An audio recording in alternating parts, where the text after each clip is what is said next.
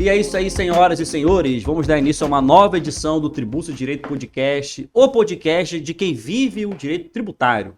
Eu sou Rogério Davi, já estou aqui ao lado do Júlio César Santiago. Como é que você vai, Júlio? Tudo bem, Rogério? Hoje vamos gravar aí um tema complexo, né? Tema atual, tema moderno, também com a queridíssima André Dueck, né? A nossa host aqui do Tribúcio de Direito. Bom dia, boa tarde, boa noite, pessoal. Eles não gostam, mas eu falo, vou continuar falando. É uma alegria muito grande poder estar com essa pessoa, essa convidada especial, uma convidada competente, uma convidada batalhadora, resiliente, que eu admiro demais, uma mulher incrível, que é a Daniela Tedeschi. Tudo bom, Daniela? Tudo bom, boa tarde, obrigada pelo convite. Eu admiro demais a Andréia, mãe do consensualismo. Uma honra estar aqui com vocês hoje, com o Júlio, procurador da Fazenda Nacional, com você também, Rogério David. Estou muito feliz pelo convite, vamos lá. O Daniela, ela é advogada tributarista e também trabalha com aduaneiro, inclusive faz parte da Comissão de Direito Aduaneiro da OAB, né, do Rio de Janeiro. Ela também é especialista no assunto chamado transação, que é o assunto da nossa conversa aqui hoje, né? E a gente estava conversando aqui dos bastidores, que a Daniela, ela patrocinou um caso emblemático de transação, que a gente vai revelar aqui detalhes para quem está nos acompanhando. Mas no começo, Daniela, a lei de transação, ela completou 5 anos em abril agora. Exatamente. Fala pra gente essa modificação de paradigma, porque você atua na advocacia tributária há bastante tempo, e aí sempre ambicionava isso, né? Um ambiente, né, para que determinados contribuintes pudessem e ver a lei da transação e consolidou tudo isso. É verdade. Quando eu comecei no direito tributário, como estagiária, até num escritório que sequer existe, não existe mais nem esse escritório, aí a gente lia ali na hipótese de extinção do crédito tributário, transação. Eu falava, isso nunca vai acontecer.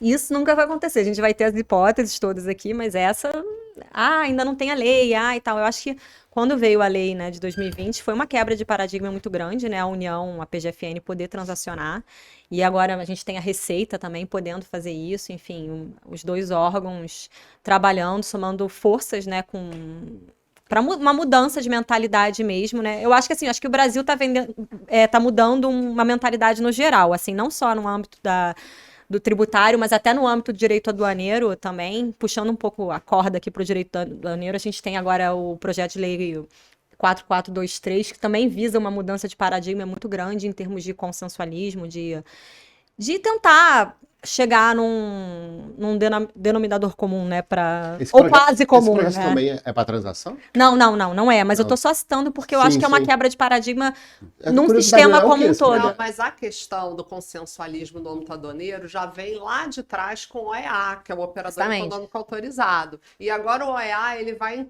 se incrementar, vai ter mais, se tomar vai crescer, porque até então é a questão de governança, né, Daniela?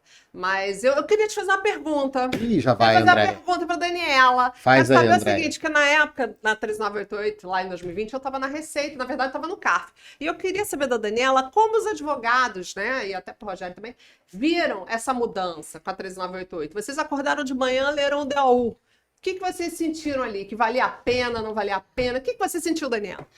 Então, ali senti assim, um frio na barriga, porque ele estava montando meu escritório. E aí, ao mesmo tempo, estava vindo uma chuva de demandas, assim, de todo lado. O que é essa transação? O que tá todo mundo falando de transação? Transação? Eu falei, gente, transação, peraí, calma.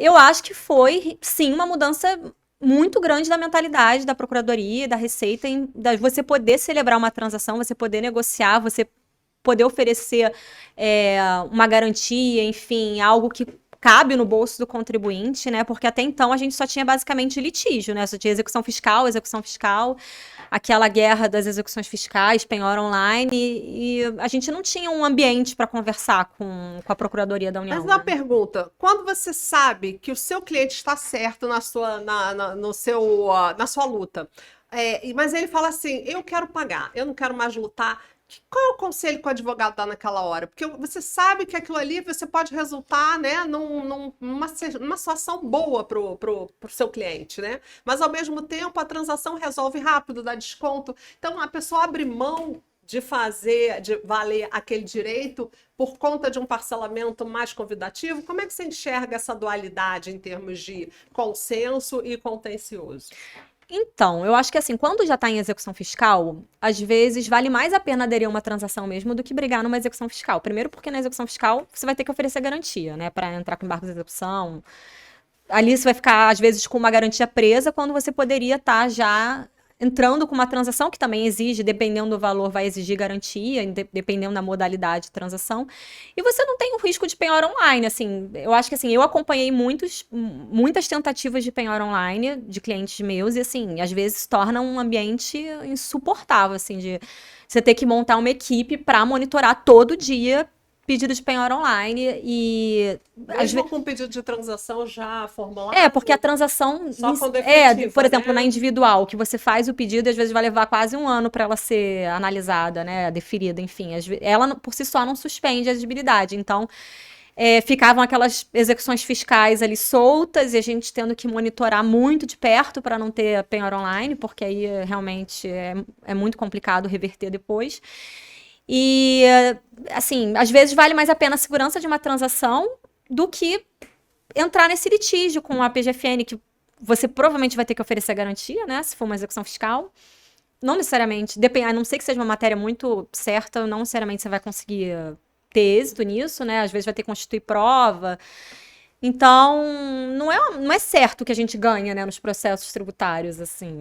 O direito tributário é muito cheio de controvérsias, né? Não é... Mas você que milita nessa parte, demora muito? Vamos supor, um contribuinte, ele tem anseio de fazer uma transação, aí ele deve fazer uma petição, imagino eu, pelo Regularize, né? Deve entrar em contato por ali. Como é que tá esse trâmite aí de... então... Eu vi uma crítica com relação a isso, né? Demora para... demora. No caso da transação individual, ela tem já tem um piso, né? A não ser que você seja uma empresa em recuperação judicial, você vai ter um piso ali para entrar nessa transação de 10 milhões. Para recuperação judicial, não, né? Não existe essa barreira. Mas você entra com pedido no Regularize, uma petição, no caso, e tem vários requisitos, né? Você tem que apresentar vários documentos, todos os atos constitutivos, rol documental, garantias, enfim. Aí você faz esse pedido no Regularize e leva um tempo para ser analisado, assim. Tem uma ordem, né, na Procuradoria para análise desse pedido. Então, por exemplo, lá que eu recentemente tratei, a gente entrou com esse pedido em setembro do ano passado e a gente foi ter uma análise em fevereiro desse ano, assim, então... Não achei muito tempo, não. Mas até... Mas tem crítica. Teve no fim do ano aí, né? Réveillon. Achei bom. Perto do carnaval. Achei bom. Achei um tempinho Mas bom. assim, Mas mas a mudança foi grande, né? 60 dias. A André tava falando da percepção do advogado quando veio a transação. Porque antes era parcelamentos, né? Você fazia parcelamento.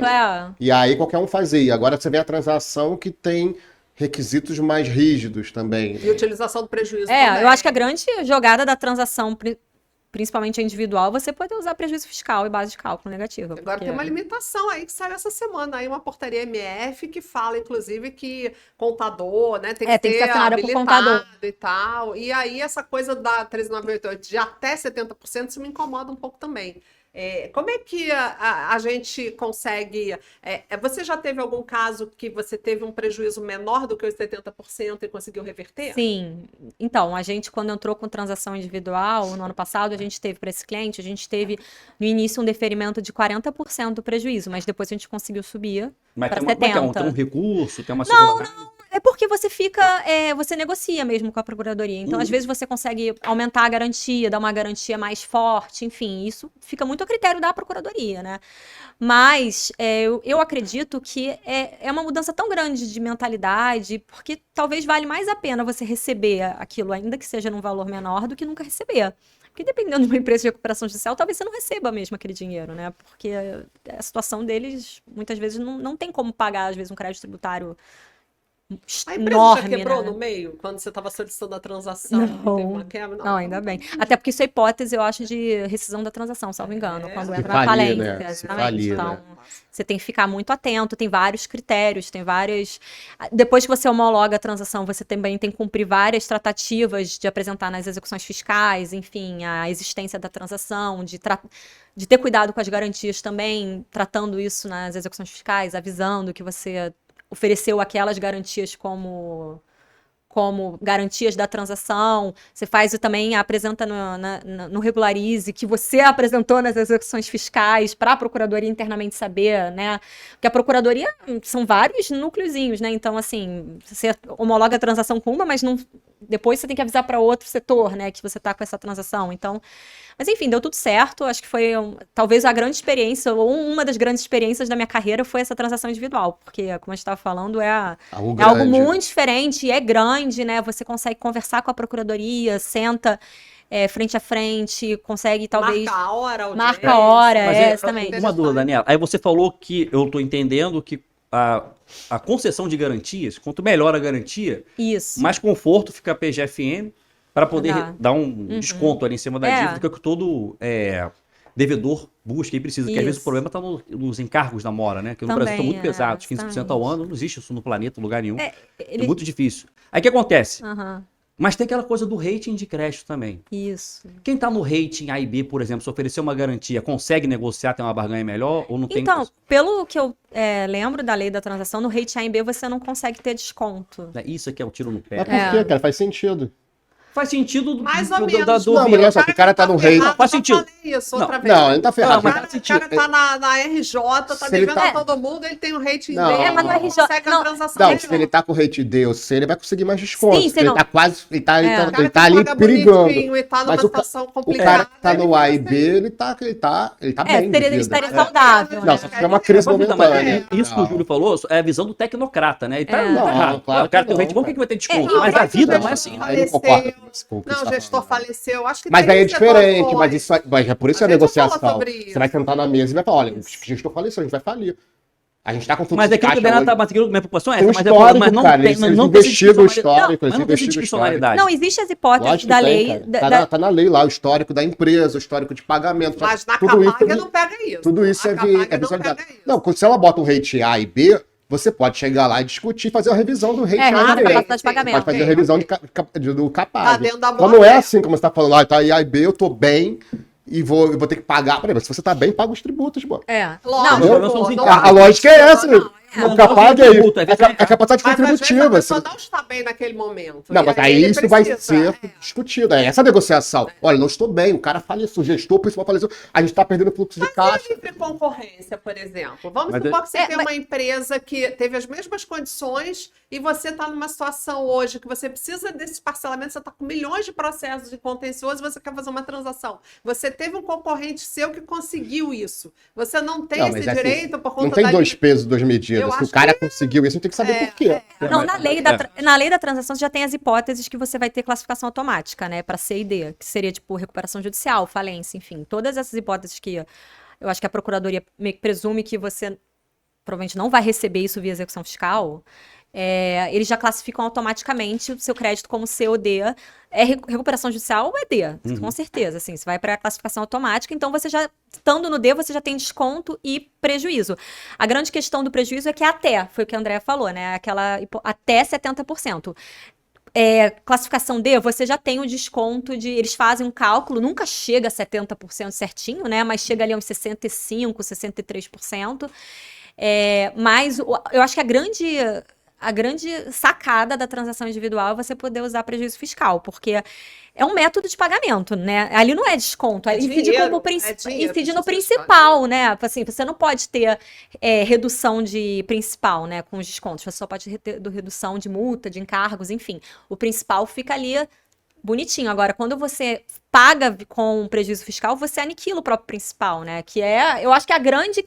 Prejuízo fiscal é dinheiro. É dinheiro, exatamente. É crédito, né? É crédito, exatamente. É dinheiro, verdadeiro. Eu li vários artigos sobre isso antes de entrar para a transação. E a Receita toma muito cuidado com o prejuízo fiscal. Dinheiro. Tem um sistema de controle da Receita que vai atualizando esse prejuízo fiscal e ele tem que tomar muito cuidado quando você vai excluir uma parte da autuação, por exemplo, quando você usa o prejuízo e compensa os 30% lá dos prejuízos anteriores, você tem, quando vai fazer o SAPLI, aquilo é responsabilidade de quem assinou, aquilo é de uma responsabilidade responsabilidade que você está lidando com Peraí, André, essa aplica que sabe? Agora ficou muito sistema de apuração do prejuízo e base negativa. Mas isso também é tipo um algoritmo também interno, né? Não, ele vai construindo aquele prejuízo. Mas é a partir da declaração, é sério. Calculado, a empresa declara para esse sistema os prejuízos que ela vai ter. Não é para esse sistema, é para Receita. A Receita que armazena esse APLI. É o sistema de acompanhamento de prejuízo. É um sistema interno da Receita. Interno da Receita. Esse APLI. Você não ouviu falar dessa conta corp também? Que a pessoa entrava muito com a habeas data para ter acesso. É outra coisa, mas aí eu vou ter que fazer um podcast diferente. Só disso.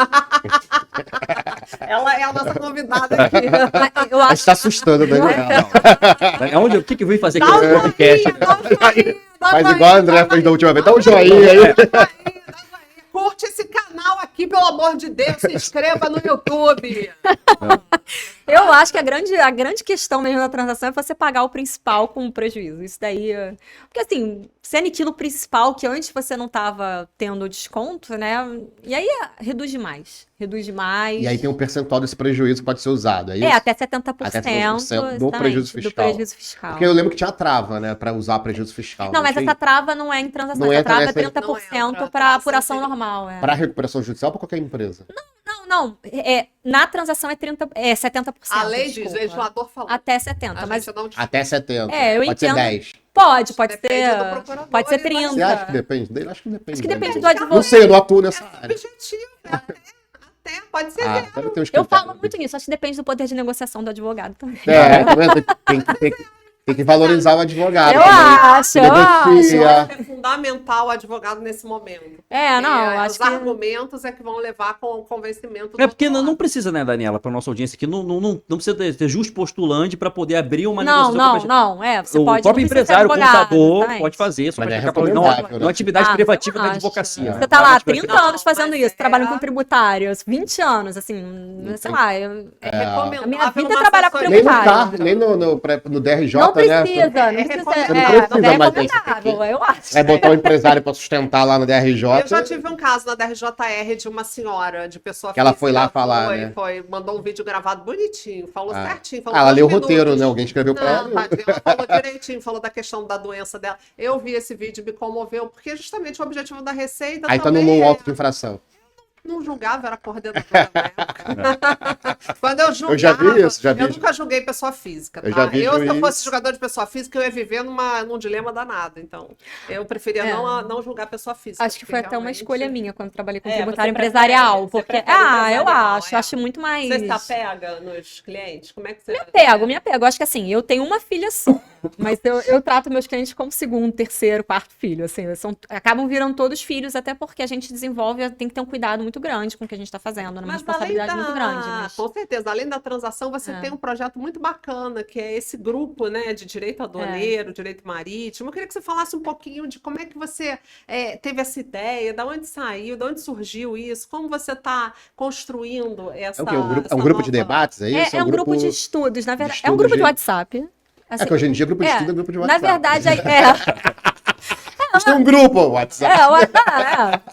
Tô brincando. Não, na verdade a ideia foi da minha irmã, né? Porque a minha irmã sempre trabalhou com tributário, né? Também sabe muito tributário, humilde. Também sabe bastante tributário. Mas ela começou a desenvolver, assim, estudos no direito marítimo, começou a se interessar, conseguiu conseguiu começar a escrever pro Tribunal Marítimo e ela começou a perceber que era muito, muito, muito fechado, né? E o direito aduaneiro também foi algo que eu comecei a estudar de uns anos para cá, porque eu também sentia que tinha um espaço, né? Porque o tributário é bem inchado, né? Então, assim, eu senti um espaço no direito aduaneiro que eu não sentia até no direito tributário. Aí a ideia foi dela. Falei, acho que vamos montar um grupo de direito marítimo, portuário e aduaneiro. E agora a gente foi /Tex, porque eu não posso deixar o tributário de lado. De tudo, né? E aí a gente faz reuniões mensais em vários escritórios. A gente já está desde março fazendo essas reuniões nos escritórios. Já fez em vários escritórios parceiros, amigos, enfim. Está sendo muito legal, porque a gente tá ampliando o debate, que eu acho que o direito é isso, né? Acho que o direito é sobre debate. O próximo Quanto mais passo é debate, uma associação. Eu acho, a gente tá pensando, nisso. Eu volto aqui para explicar. Agora vai receber o cônsul do Panamá. No próximo evento vai ter o cônsul do Panamá que vai participar, vai ser direito bem legal. marítimo, engraçado. Direito marítimo e aduaneiro, né? Aí vocês estão tirando o aduaneiro do tributário, né? A Andréia tira. Não, né? mas eu acho que... Não tiro, não. Acho que tem que estar. Tem que estar dentro do tributário. Eu sou da corrente de Foi a Mariana Martins que fez aquele... Aduaneiro. Como é que era? PCM. Como é que era o nome daquele? Centro de Consensualidade e Matéria Tributária. Aí não botou o aduaneiro, Não pode colocar o aduaneiro. Pra mim, o aduaneiro tá dentro do tributário. Porque entra a área de economia. Entra o setor econômico. Daniela, uma dúvida aqui que eu vi uma crítica num artigo de que o objetivo da transação, o ideal dela, se é que uma política pública, a gente estava conversando, né? É encerrar o litígio, não necessariamente a de arrecadar. Só que a gente percebe, assim, olhando, que a Fazenda, né, ela lança muito edital com viés arrecadatório. Né? O Supremo deu uma tese aqui que tirou, né, o problema da modulação, que a gente... É um caso à parte, né? E vem com aquele viés ele quase que fosse um refis. E tem muitos autores chamando atenção para isso. Ó, estão desvirtuando o Instituto. Está virando um novo refis da transação por adesão e está, inclusive, quebrando um pouco a isonomia, né? Já que nem todo mundo tem acesso à transação individual. Começa a ter aquele problema que tem que ser 10 milhões. Piso, né? Se não tiver na RJ, você não tem os mesmos critérios que tem numa adesão, transação por adesão, já vem ali os critérios de perdão, não sei o que, de juros e tudo. Como é que você avalia tudo isso aí? Olha, primeiro ponto, eu acho que estava até falando isso com vocês, assim, tem uma frase que eu gosto muito da própria Procuradoria que trata a transação como uma política pública, como um dos grandes acertos da Procuradoria. Eu acho que o sistema tributário brasileiro está avançando muito, cada vez mais. E eu acho que a transação entra nessa mudança de mentalidade, de paradigma. A gente está entrando com a reforma agora, né? Eu só vejo com bons olhos. Eu acho que, por mais que a intenção inicial não fosse arrecadatória, eu acho que está suprindo um estoque aí de 3 bi, né, de execuções fiscais paradas, de execuções fiscais ineficientes, que se mostrou como uma das formas mais ineficientes de arrecadar. A não sei que você consiga uma penhora online ali certeira. Que é raro, porque tá aí os advogados têm que ficar atentos, né? É raro. Se trata trabalhando com tributário, com execução fiscal, deixar o seu cliente tomar uma penhora online é muito chato, assim, a gente também não tem bola de cristal, mas o advogado fica tão casca grossa em relação à penhora online que você meio que já sente, assim, cheiro de penhora online, e vai ter penhora online daqui a pouco. Então, assim... Isso é coisa natural da execução fiscal, depois que perdeu no caixa, olha, o caminho é esse. Procuradoria, inscrição divulgativa, citação, penhora online. Mas assim, todo mundo sabe disso, né? Não dá pra surpreender. Mas aí que tá. Eu acho que muitas coisas estão acontecendo e estão atropelando, estão incluindo, por exemplo, no conta corrente, como se fosse confissão de dívida, quando o contribuinte sequer foi intimado para apresentar a impugnação. Então, está tendo um hiato aí nesse pré-contencioso, também por parte da Receita, que tem que ser avaliado, porque está tendo cobrança indevida quando deveria dar direito a recurso ainda. Então, sequer há o contencioso instaurado. Então, assim, às vezes a pessoa quer tanta transação e abre mão de se defender, o que eu não concordo. Assim, eu particularmente, Andréia, tá? Quer fazer a transação? Se alguém me procurar para fazer, não quero saber de contencioso. Beleza, vou fazer, mas eu vou ter que aconselhar. Agora eu não sou mais auditora, eu tô advogando. Então, assim, eu acho que tem que ter lealdade. A gente tem que ter... O que você acha disso, Daniela? Porque essa lealdade, a gente tem que falar, olha, isso aqui você tem o seu direito de defesa. Tudo bem, depois você pode até abrir mão e ir para a transação no contencioso. Mas o contribuinte, se quer ser intimado, eu acho que tem uma falha grande aí do sistema de acompanhamento, né? Mas você acha que você está falando o quê? Não é intimado depois do fato gerador? Aí não é intimado do lançamento? Quando a declaração é confissão de dívida e quando não é confissão de dívida. Então, quando a Daniela pode falar melhor do que eu. Quando a declaração é confissão de dívida, né, Daniela? A cobrança é direta.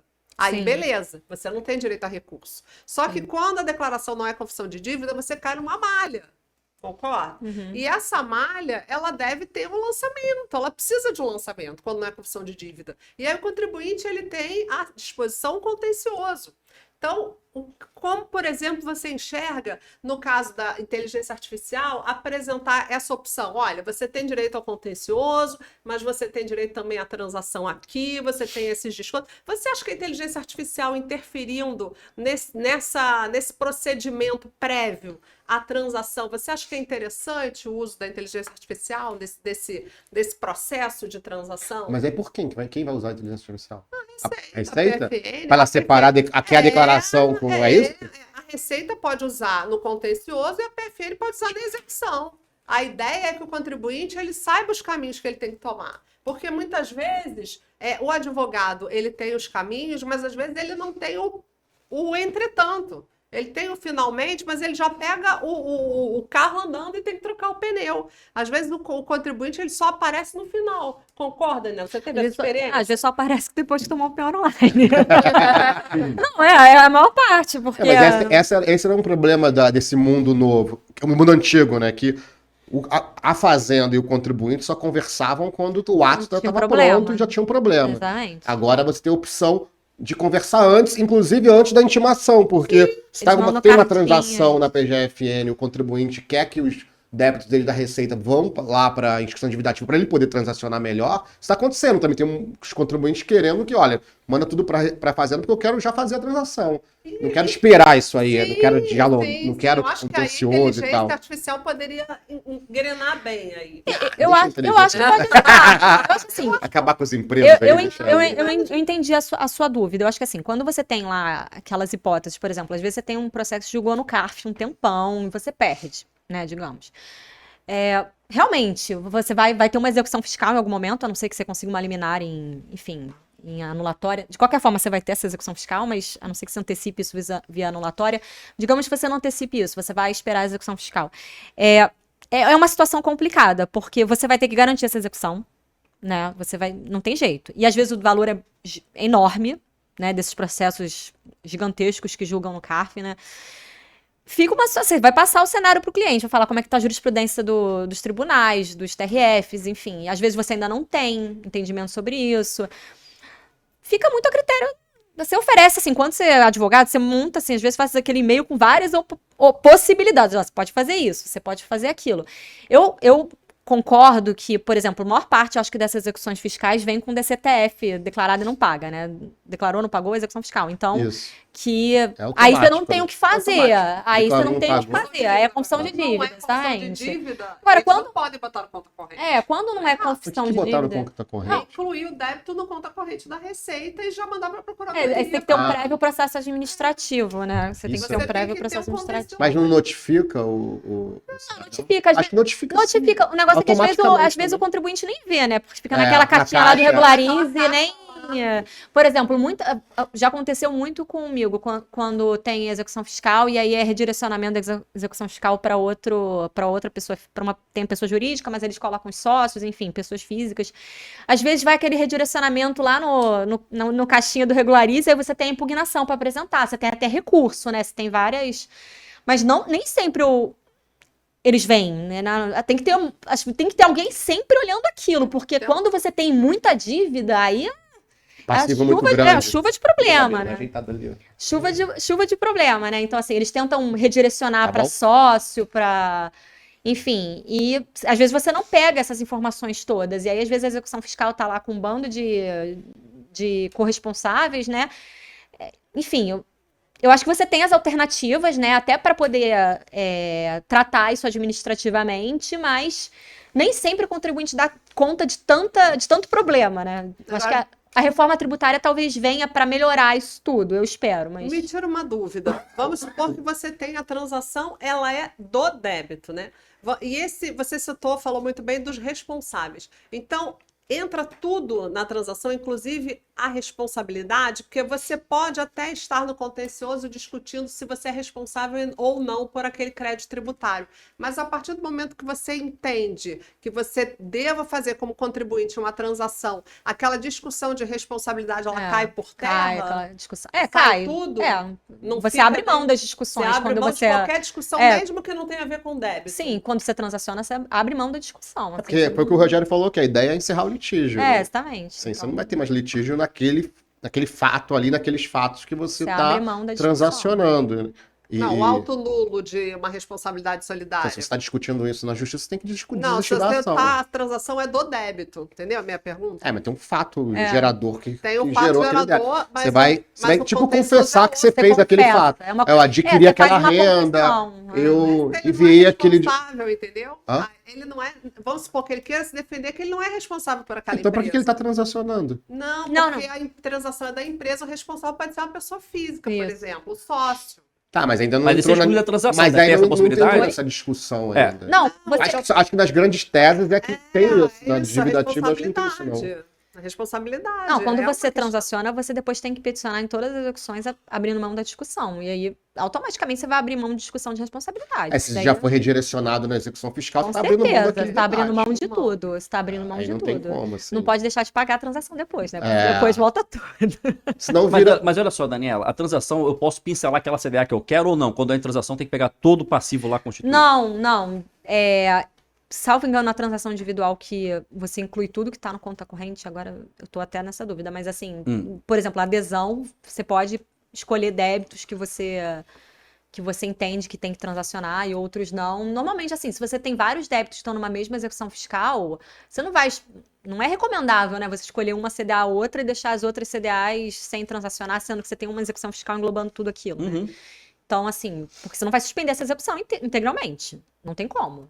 Continuar o Exatamente, litígio, vai né? continuar, exatamente. Acho até que violaria a ideia da transação, né? Que é encerrar o exatamente. litígio. Mas na adesão você pode fazer essa seleção de alguma CDA, outra não, enfim. Porque tem umas que essa aqui eu tenho uma tese boa, eu quero levar até o final. Agora, essa aqui não, essa aqui eu vou perder, quero parcelar. Mas eu não sei se tem esse ambiente aqui não. É tudo ou nada, como era o parcelamento aqui da PGE, tinha um parcelamento especial na PGE, que ele era especial, ele permitia 120 meses, uma série de situações não tem mais esse... Estão esperando a lei da transação do Rio. Tiraram para esperar a lei da transação do Rio, né? Que tá agora na... Estamos gravando aqui em setembro, a previsão vai sair esse mês agora, né? A transação do Rio. E aqui não poderia, por exemplo, na parcelamento especial da PGE, tipo, botar tudo, ou nada. Não sei se a transação também tem esse critério. Não, as transações da União, por exemplo, por adesão, você pode selecionar qual é o débito que você quer incluir, enfim, nos programas de transação por adesão. Volta e meia abre né? Sempre tem uma... que depende muito do edital, né? Que a PGE fez. Não, a minha dúvida é no individual. Depende desse Agora, no individual você tem que incluir tudo. Você tem que colocar até FGTS no individual. Se você tem dívida com a FGTS, ela entra também. Você é obrigado a transacionar a dívida da FGTS. Até só para o pessoal então entender que está nos assistindo. A gente tem a transação da cobrança da dívida, que é essa que você está mencionando, e a gente tem a do contencioso, né, das grandes teses, né? Tirando o pequeno valor também. Tem contencioso também normal agora da Receita. Que está até aberto, né? Os da grandes teses. E não é grande tese, não. Acho que não, da Receita eu acho que não está aberta. Está aberta? Tá. Até o dia 30 de setembro eu sei que tem uma que tá enrolando aí. Essas transações por adesão, elas abrem com data para acabar. A individual, ela tá aberta há muito tempo. Acho que não tem chance disso finalizar, não. Vai ficar...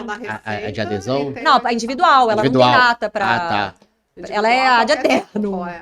Eu acho que tinha até uma discussão se isso não violaria a igualdade com os que têm um devedor de 9 milhões, por exemplo. Ele não poderia fazer individual por causa desse teto de 10 milhões? Ele pode entrar na simplificada, né? Que é a partir de 1 milhão. Mas a simplificada, ela não é tão vantajosa. Ela é como se fosse uma transação assim. Você adere a você tem até um termo que você preenche. É uma de adesão, então. Seria adesão, assim, você não pode usar prejuízo fiscal. Você não pode sentar na mesa com o procurador para negociar. Essa não, ideia de... não. Uma empresa de 9 milhões, não. Ela pode sentar na mesa. A por adesão, a simplificada... A simplificada você preenche um termo já não é muito vantajosa. Se é meu cliente, fala, recomendo esperar um pouquinho aí.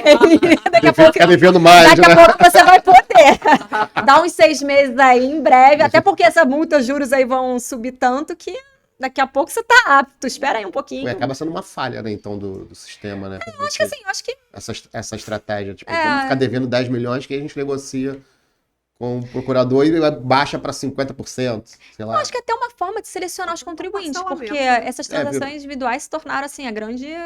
Acho que realmente a grande política. Rogério não gosta desse termo, mas a política, grande né? sacada, assim, da burocracia. Eu tava vendo aqui, porque a gente falou essa questão do FGTS tem um rito próprio, né? Eu lembro que eu tinha visto um negócio do FGTS que primeiro não pode. Aí pode desde que o Conselho Curador permita. Não, o FGTS... E não pode transacionar a redução de valor do FGTS, tem uma polêmica. Eu estava pesquisando aqui na lei. O FGTS, eu sinceramente, no meu caso, a gente nem tinha dívida do FGTS, então a gente nem teve, tipo, sei lá, estavam todas adimplidas, não tinha nada para incluir, mas eu sei que eles só homologam essa transação individual se você saldar o FGTS. Eu acho que não tem nem desconto. Tem uma disciplina específica da lei. Exatamente, você tem uma disposição do FGTS, mas você tem que saldar o FGTS. E você conseguiu em quantos meses o seu passamento, Daniela? Em quanto tempo? Eu entrei com o pedido em setembro do ano passado. Não, mas aí, mas quantas parcelas?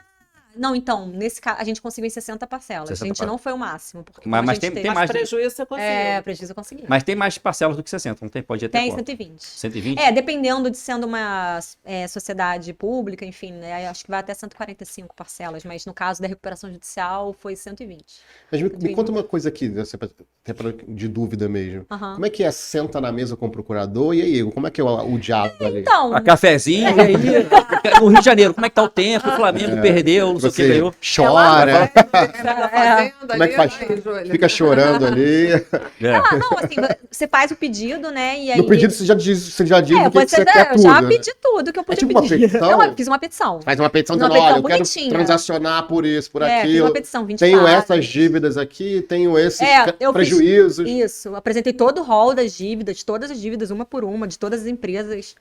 Porque no caso era um grupo, né? Então, de todas as empresas, a gente apresentou, a gente fez o pedido, a petição, aí eles pediram complementação de documento, né? E aí pediram em 30 dias, junta mais isso, junta mais aquilo. Aí quando ela foi analisada, teve um despacho, meio que uma contraproposta, né? E aí a gente conseguiu marcar reunião, e a gente apresentou mais documentos, mais garantias, enfim, e a gente conseguiu melhorar a situação. Acho que é negociável, né? Você tem uma janela de negociação assim interessante com a Procuradoria. Eu já estou começando a mudar meu conceito. Eu acho que isso aí já é consenso, porque eu até então achava que a Procuradoria você aderia ou não, se você estava dentro das condições ou não, à transação tributária. Mas e pode ser não tributária também. Como é que os débitos da União podem ser transacionados, inclusive os não tributários? Não, essa é tributária. Tributária e previdenciário, né? Ah, tá. Não, mas André, assim, se a Procuradoria está renunciando, se a União está renunciando a algo e o contribuinte também, vocês estão chegando num consenso nas renúncias ali, olha, eu volto aqui, eu te perdoo tanto, você faz isso, ou substitui essa garantia, ou faz aquilo. Sabe? Agora ela está me dizendo que ela foi a primeira pessoa que me disse que tem diálogo. Eles falam em garantias padrão ouro, né? Assim, as melhores garantias que você pode oferecer, que são fiança, seguro, penhoras, né? As penhoras que você sofreu nas penhoras online servem também, né? Porque é dinheiro. Mas tem uma janela de negociação, sim. Claro que dentro dos patamares, né? Dentro dos limites legais. Seguro é bom que você tenha uma previsão de duração da pólice, né? Que o problema do seguro garantia é esse, né? Porque tinha uma grande polêmica da duração da pólice, a renovação. Muito juiz ficava receoso de dar se substituir dinheiro penhorado por uma pólice segura. Acho que a transação fica perfeita. Não, acho que eu tenho 5 anos para fazer esse parcelamento. Qualquer seguradora vai querer te dar uma pólice, porque sabe que tem um período ali. Muita seguradora não exigia patrimônio líquido 2 vezes, patrimônio líquido 2 vezes e meia superior ao que você tá... Impossível para 98% das empresas brasileiras. Ninguém vai ter uma garantia dessa, né? Então as seguradoras não davam, porque não sabiam o período que ela teria que... Agora é bem diferente, né? No caso de débito C e D, eles têm flexibilização das garantias. Isso está até na lei, isso não é uma coisa... Mas você deu garantia... Que garantia você deu lá? Só pra não é. Ela não pode falar, pô. Isso é sigiloso. Mas tudo bem. A tratativa não pode. Uma coisa legal é que todo mundo, quando a gente vai montar um pedido de transação, eu acho que é interessante você ver já os cases de sucesso, né? Você entra no portal da Procuradoria, você consegue... A Procuradoria é super transparente. Total transparente. A lei obriga a dar publicidade para todos os postos de transação. Tá, obrigado. Mas não os termos efetivos, né? Dá transparência, dá o valor, mas não a negociação em si. Ali. Não, você fica até com você fica com uma ata, né? Com termo de transação. Mas o que aconteceu antes é sigiloso. Depois que acaba a negociação, tem uma redução a termo do que foi? Fica um termo aí. O termo por escrito eu sei que tem, quase que um... Qual seria a natureza jurídica da transação? Contrato público, de repente? E esse termo vai para um portal. Se for um contrato público, você pode ter acesso à transação. Pode ser um ato declaratório executivo da Procuradoria. Mas se a gente for pegar aquele conceito de ato administrativo, não cabe. Ato administrativo, sim. Não cabe. Esse termo vai para um portal. Porque você está negociando, não é isso? Você chegou lá, negociou com eles e reduziram um termo os dois juntos, né? Com as suas condições e com as condições da União. A Receita tem um termo de consensualidade, no Receita de Consenso, tem um termo de consensualidade entre as partes e depois vira um ato declaratório executivo da Subsecretaria de Tributação e Contencioso. Isso tem previsão legal, inclusive tem toda a robustez de um ato administrativo, esse ato declaratório executivo da subsecretária. Agora, na transação, eu acredito que tenha o mesmo padrão de tudo... reduzir a termo mas e ter um termo tá de muito parecido com um contrato público, do tipo, você está dando as suas condições, a União está dando as condições dela, ó, vamos cumprir esse contrato aqui, ó, essa transação. Você chega... Ainda que possa ter um ato depois validando, olha, homologo essa transação. Eu acho que é importante ter um ato homologatório. Mas, não, para dar publicidade e transparência. A Procuradoria, ela vai até onde ela pode ir, né? Nos limites da legislação, né? Então... É lei, tem portarias, tem lei, acho que a portaria... Agora não lembro o número dela, 6527 ou 65... 6757 de 2022. Isso. Então, tem tudo, tá tudo muito transparente. Porque, na verdade, o que é interessante, até a gente estava discutindo isso, Rogério, com a Daniela aqui também, sobre se isso é uma política pública ou não. Isso não era para ser, mas virou. Não tem mais como, não era para ser. Porque era para ser exceção. A exceção era que as pessoas não conseguissem adimplir os seus tributos. A regra é adimplir. A exceção é não adimplir. E quando você está em uma crise financeira e precisa de uma facilidade para cumprir a sua obrigação tributária, então vem a transação te dar as facilidades. Porque é interessante manter o fator de produção e os empregos. Então a transação é para isso, encerrar o litígio, manter o fator de produção e os empregos. Foi fundamental. Foi daí que surgiu a popularidade. De abril de 2020. Exatamente. Veio... A lei veio por isso, né? Praticamente. Ó, precisamos dar o... Além daquele cenário também de contencioso quase continua. impossível não de... Mesmo com a transação, o cenário do contencioso é bem complexo. Com a reforma tributária. Tanto administrativo quanto judicial. O pessoal fica alardeando que vai triplicar contencioso da reforma tributária, vai nada. Vai chover para dar segurança. Eu tenho certeza que vai reduzir. Eu acho que no início vai ser complicado. Eu acho que a transição vai ser difícil. Eu acho que a transição vai ser difícil. Exatamente. Daniela, olha só, 70% do nosso contencioso, sabe por que é composto? Execuções fiscais. Como é que vai ter execução fiscal se vai ter split payment? Então 70% do nosso contencioso vai desaparecer, gente. Isso é estatística, eu sei o que eu tô falando. Mas é mito para concentrar no Rio único e Brasília. Mas o split payment é no negócio digital, cara. Não é negócio quando físico. começar. Tu vai no mercado ali, tem split payment. Eu acho que, assim, nesse período de adaptação e de transição vai ser bem de convivência de dois regimes aí, eu acho que vai ser complicado. Talvez não. Eu acho que vai ter mandado de segurança. Essa ainda vai ter alguns mandados de segurança. Vai ter discussão de creditamento. Vai ter discussão, claro que vai ter, mas então vamos triplicar. Não tem como triplicar o conteúdo que existe hoje, gente. Não cabe nem no planeta Terra, no conteúdo se triplicar. 3 bilhões. Não existe isso, não existe. O pessoal fala isso daí para vender terreno na rua. rua. Acho que é por isso que a transação começaram a pensar como uma política pública, porque você não resolvia algo que 3 bilhões de estoque, imagina. O Roberto Queiroga, uma vez estava no evento com ele falou uma coisa que eu nunca mais esqueci. 75% do nosso contencioso, sabe o que é? Não é principal, é juros e multa. Cada esse problema do Brasil e multa 150% porque foi reincidente, e que não sei o que. Aí queria aquele mito de um país que tem uma Selic altíssima. O juro real mais alto do mundo. Muita questão do contencioso então, tipo também é a declaração do contribuinte que ele erra. Além disso. É a declaração do contribuinte, uma DECOMP que ele erra, uma DCTF que ele erra, e aí a Receita vai exigir, ele tem a defesa dele, ele vai para o contencioso. Então, muitas vezes, ele pode resolver isso lá na própria unidade de origem, não precisa ir para o contencioso para isso. Mais de 70% do contencioso de DRJ é muita questão que o próprio contribuinte deu margem. E isso a gente já via lá na DRJ, lá atrás, há 25 anos, quando eu estava lá. Quer dizer, ainda continuei. Mas não sou tão velha assim, né, gente? Vamos triplicar o contencioso. Mas aqui, Daniela, vamos lá. Seu cliente hipotético, não se caso e o objetivo que você participou, fez a transação. Tudo bem, está pagando ali as parcelas religiosamente, né? Porém, tem alguma precaução, alguma cautela que tem que ser adotada para que ele não derrape na curva e não perca a transação dele? Ou seja, tem hipóteses ali de ele ser excluído, independentemente de implemento da parcela? Ou não, tá pagando a parcela, tá tudo bem? O que ele tá perguntando. Não, você tem que cumprir os requisitos, né? Depois que você homologa o plano, tem que juntar nas execuções, tem que adimplir as parcelas direitinho. Você tem ali até são 3 meses de atraso. Acho que é padrão, assim, nas transações, né? 3 meses de atraso, seguidos ou alternados, enfim. Mas você tem os requisitos do termo, né? O termo é grande, então tem várias exigências, várias minúcias, assim, que você tem que cumprir. E não é que você vai ser excluído da transação se você não cumprir, né? Você tem um tempo ali para poder até regularizar, né? Para entrar com recurso. Mas, assim, eu acho que é bem claro, né? Você recebe o termo e o termo tem várias hipóteses de rescisão. Mas, por exemplo, o que você acha de, assim, tem uma coisa extravagante? Tipo assim, o sócio não pode se ausentar do país, não pode viajar pra Disney. Aí não, por exemplo, tem que deixar o passaporte lá com o procurador, né? Tem credor que acha que tem credor que acha que o devedor tem que fazer voto de pobreza para conseguir algum tipo de redução de dívida. Bem tranquilo. Eu acho que assim, tem sempre aquelas hipóteses, né, de alienação de bens, você tem que avisar. Alienação de bens tem que avisar. Você tem que avisar, mas sim, a gente tá acostumado, né, no tributário com isso. Arrolamento de bens, né? Assim, essas medidas já existem há séculos. Assim. Mas avisar ou substituir? Não, você tem que avisar, ou então você pode substituir, você pode também substituir as garantias, não que vá ser aceito, né, mas você pode tentar substituir as garantias se elas ficam muito onerosas, enfim, isso vem explicado no termo de transação. Não achei nada, assim, nada que me... Foi tranquilo. Elogia, vai, elogia. A PGF. Incrível. Teve uma transação ineficaz, nenhuma. Não, já tive algumas por adesão que eu já fiz que, por exemplo, o cliente não conseguiu honrar.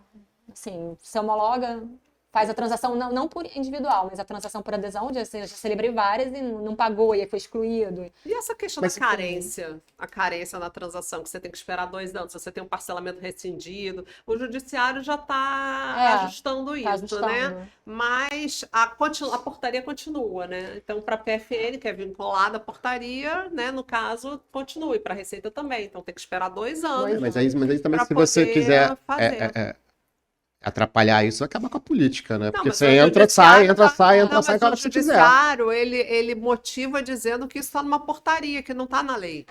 O judiciário, acho que ele está concedendo... Não está na lei? Na carência, não. A carência não tem base se você rescindir a transação, você tem que ficar 2 anos sem ingressar nessa transação.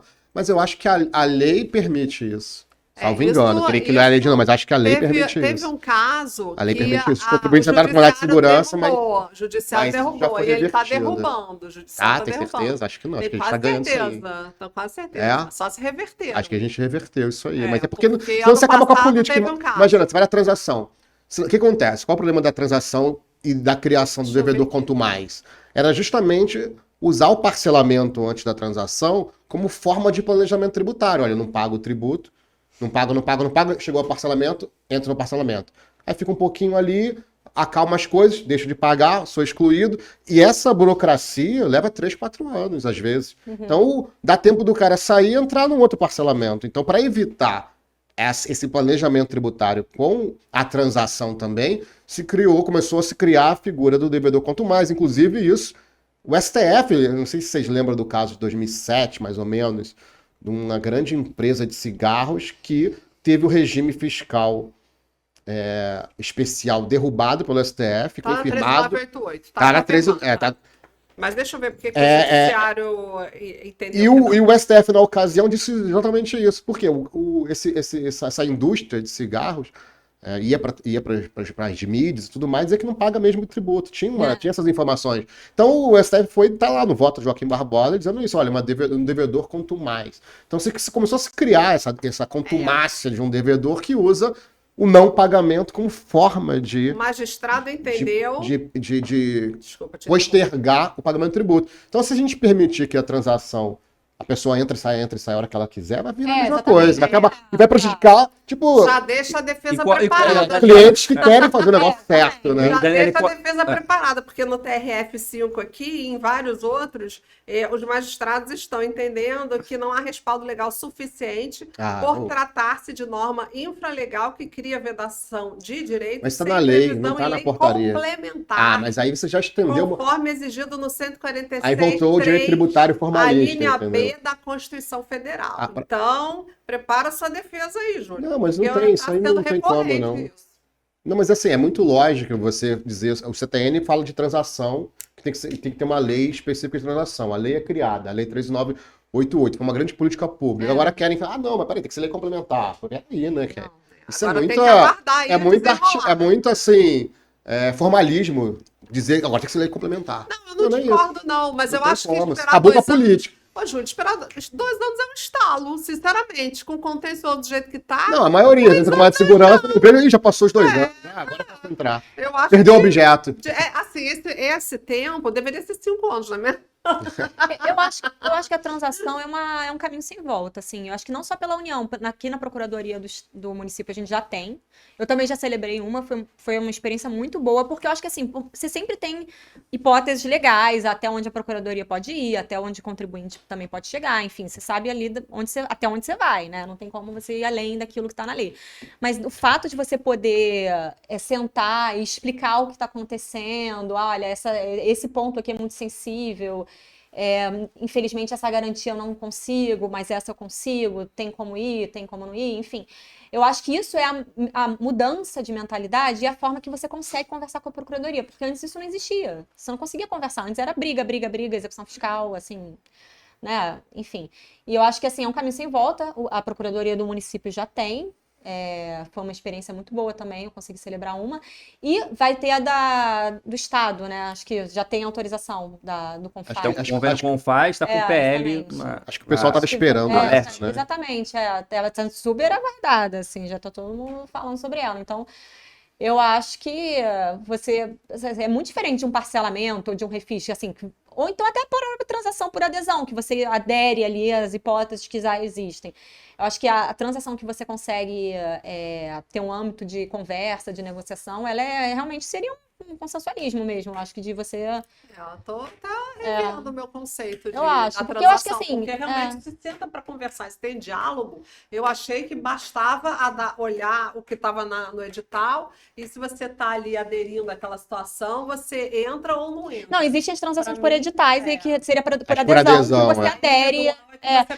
que você consegue... Ela tem hipóteses mais, assim... tem as hipóteses legais, que você também, até onde você pode ir, né? Mas você consegue, como tem um rol de garantias maior, tem uma margem de negociação, acho que um pouco maior, né? Até porque são clientes são contribuintes mais sensíveis, né? Às vezes com uma dificuldade operacional maior, falência, enfim, recuperação judicial... E valores maiores também, né? Que exigem, às vezes, um tratamento um pouco mais... Acho que a verdadeira transação é essa. Mas no 717N fala em concessões mútuas. Aí, quando você tem uma transação que é por edital, que é por adesão e tal, você está trazendo uma concessão unilateral. O contribuinte vai se adaptar a ela ou não. Agora, na transação individual, eu concordo que você vai conversar. Aí é diferente. Agora, quando você se adapta àquela situação, não existe concessão mútua, existe uma concessão unilateral. Que a Procuradoria ou a Receita está te dando uma oportunidade de você transacionar, desde que você faça isso. Por adesão se aproxima mais dos parcelamentos. Do refis. Mudando assim os requisitos, né? É só uma questão acadêmica, tá? De conceito acadêmico para mim, porque o CTN fala em concessão mútua. Então, quando você no caso, nem toda transação, você tem a questão das concessões mútuas. É que na adesão... uma transação. Na adesão, na verdade, você tem vamos supor, da União, ela renunciando lá uma parte do valor que é o débito, mas o contribuinte também renuncia o direito de discutir judicialmente. Então, você tem concessões mútuas. Olha, eu vou parar de discutir na justiça, vou parar de processar a União. Ele é obrigado a sair. Ele não é obrigado a fazer isso. Se ele quiser continuar, ele não pode fazer a transação, Júlio. Mas aí por isso que ele vai renunciar ao direito dele. Falar. O que você acha? Como assim? Não, tá no livro isso aí. Faz o comercial, faz, né? Tá esgotado. Tá esgotado, então pronto. Então, já é pra segunda edição. O que você acha disso? É concessão mútua ou não é concessão mútua? A transação por adesão, por edital? Por edital, eu acho que você fica vinculado ao edital. Igual você fica vinculado ao edital, assim. Você não tem... Você não tem uma conversa, você sequer... pelo sistema, né? Apertar botão, né? Tá apertando o botão. Ela é diferente da... Não é transação, né? A gente cria uma gambiarra, tem um parcelamento ali disfarçado, transação, essa raiz, igual você fez. Chegou lá, mandou o procurador, sentou, deu garantia, pá. A por adesão é um new parcelamento. Não, a questão não é essa. Não, eu ainda acho que assim, não seria negociação, mas o Brasil adora uma gambiarra. Você acaba renunciando ao direito, mas o problema é que o Brasil não tem como fazer essa transação individual para todas as empresas que devem. Não dá. Mas é 10 bilhões para cima. Com contribuinte mais pesado. Aí viola a igualdade. Né? Mas é isso. Você vai conseguir, você vai, assim, às vezes a quantidade de parcelas você também consegue aumentar, ou então, tipo, não posso chegar. Tudo é negociável. Tudo é. Claro que a gente avisa atingir os fins da Procuradoria, né? A Procuradoria tem sempre um interesse público, enfim. Mas até o número de parcelas você vai conseguir, talvez, ver até onde você pode chegar, até onde a Procuradoria pode deixar você ir também. Tem recursos administrativos dentro desse processo de transação? Tem quando você deixa de cumprir algum requisito depois que homologa. Eu acho que antes disso você... mas não para verificar parcela? Eu acho que não. Acho que assim, tá negociando, né? Vai ficar bom ou não vai homologar ou não vai homologar. Qual o conselho que você dá para quem... o advogado que tá vendo, quer fazer uma transação, querer sentar na mesa para conversar. Eu acho que é já indo, porque o Fabiano já me avisou que o tempo tá estourando aqui, né? Agradecendo, aproveitando essa recomendação exatamente como essas considerações finais e também essa pergunta que o Júlio fez, que é muito pertinente. Eu acho que é analisar os termos que já foram celebrados antes, foi o que eu fiz. Eu acho que ver qual é o padrão da Procuradoria, né? Tipo, o que foi dado, o que a empresas, às vezes, em situações muito difíceis, o que elas conseguiram apresentar, né? Eu acho que você se baseia nisso. Você vê, olha, ali foi dado isso.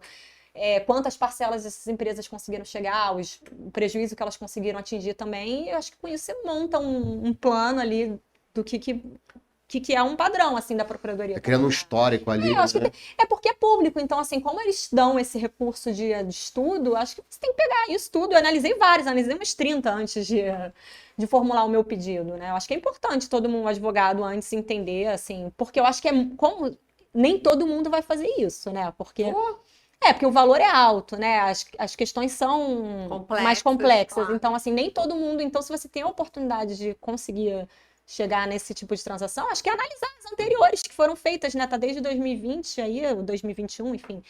E tá no portal, você analisa, tem todo um histórico do que já foi feito. Então, eu acho que você tem que estudar, né? Tem que estudar os requisitos, estudar a legislação. E aí, montar uma petição e apresentar o seu pedido. Não, até bom, porque acaba que forma uma espécie de um precedente, né? Tipo, por que aquele cara aí tinha acontecido igual a mim, teve uma condição e a minha? Acho que não. Acho que não? Eu acho que não, porque aí... Não é que vincula, mas se tem que ter isonomia... Eu acho que você consegue ter, assim, uma análise do que foi acontecendo. No futuro isso vai acontecer, Rogério. Eu acho que isso não. Porque você vai criando um histórico ali de empresa. Olha, essa empresa tá falindo e conseguiu isso. Por que eu vou conseguir dela? Mas eu acho que... O setor econômico também é importante avaliar, né? De repente... Eu acho que, assim, é mais para... Eles liberam isso, acho que é de conhecimento público, né? Todo mundo consegue estudar, acessar essas transações. Mas eu acho que isso não é como... Não vai ser... Como judiciário, né? Não vai ter um precedente, um vinculante. Eu acho que isso depende de cada caso. Porque por isso que é individual, né? Cada indivíduo ali vai ter suas peculiaridades. É de cada caso, mas você consegue ter uma ideia do que as empresas estão conseguindo. Eu acho que isso é interessante, assim. Acho que fica um dever de casa para os advogados, se quiserem se aventurar na transação individual, estudar bastante a transação individual e Daniela, deixa aí teu contato aí de Instagram pro pessoal que quiser te seguir. Eu não tenho Instagram. Então é LinkedIn, né? LinkedIn eu tenho, meu nome, Daniela Tedeschi. Tá vendo, pessoal, quiser seguir a Daniela, só... Foi muito bom esse papo, né? Muito bom a gente conhecer mais sobre a transação na PGFN, sabendo também que a Receita hoje está fazendo a transação no contencioso, faz a transação individual. Então, eu só agradeço a presença da Daniela aqui, agradeço muito a oportunidade de estar com o Júlio e com o Rogério mais uma vez nessa apresentação de podcast Tributos e Direitos. Isso aí, Daniela. Muito obrigado. Peço a quem nos acompanhou até agora aqui, se inscrever no canal também, curtir nossas redes sociais. Muito obrigado e até a próxima. Até a próxima. Até a próxima.